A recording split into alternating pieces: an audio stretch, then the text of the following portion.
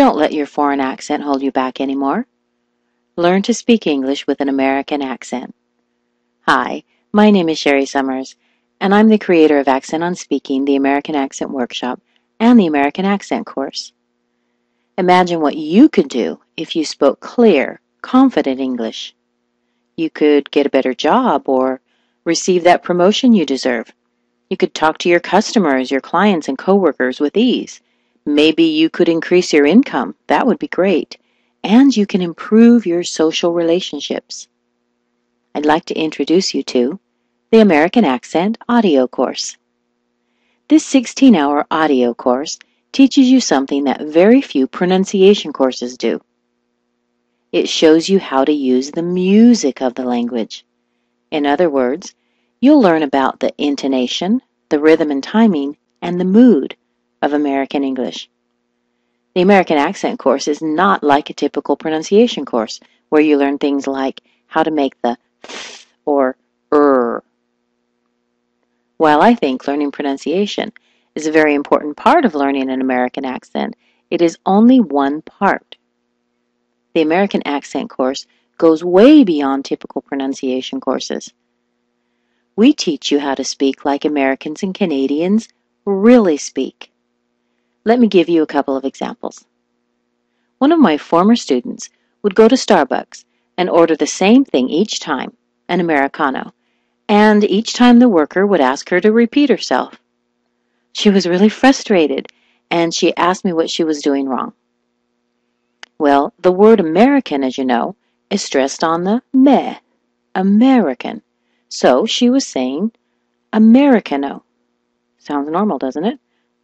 Well, believe it or not, the worker didn't understand her at all.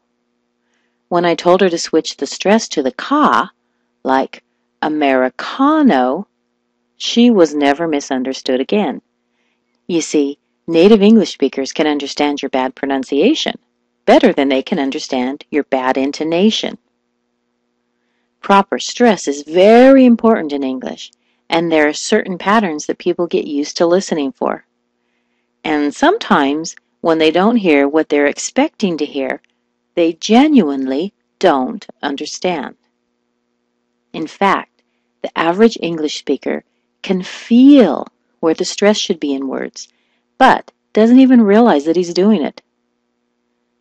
But since you probably didn't grow up with this feeling, I'm going to teach you all about these stress patterns so you can start easily using them too. Here's another example of where your English may be different from a native English speaker's.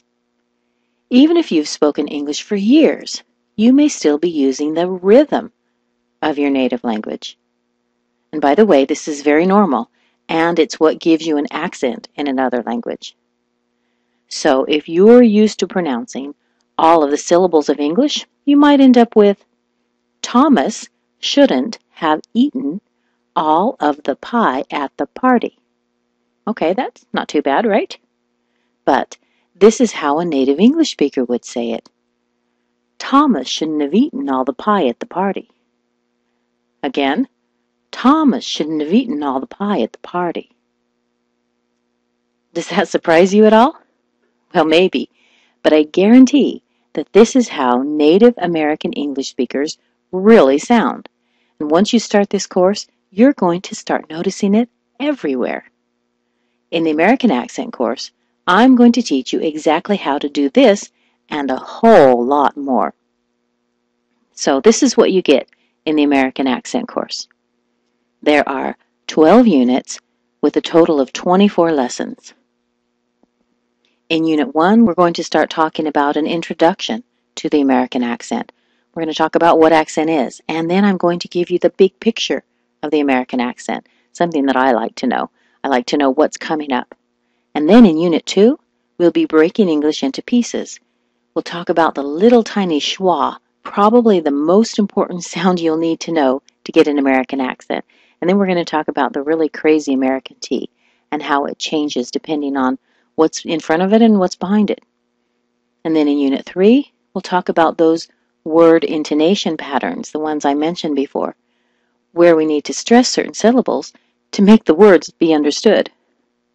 In Unit 4, we'll talk more about word intonation, but we'll be talking about some different kinds of word intonation. In Unit 5, we'll be combining words together and talk about descriptive phrases and compound nouns. And in Unit 6, we'll work on linking words together so they'll start sounding smooth and not choppy. In Unit 7, we'll be talking about content and structure words. We'll talk about what words get the most stress and what words don't get stress at all. We'll move on to talking about rhythm and timing. And then sentence stress. We'll be talking about normal sentence stress and how we can change it around to adjust the feeling of it. We'll also be working on asking questions. Well, you might think you know how to ask questions in English, but actually you might be surprised about a few things. And then we'll move on to talking about really complex things and finish off by putting everything together. It's a lot of great material.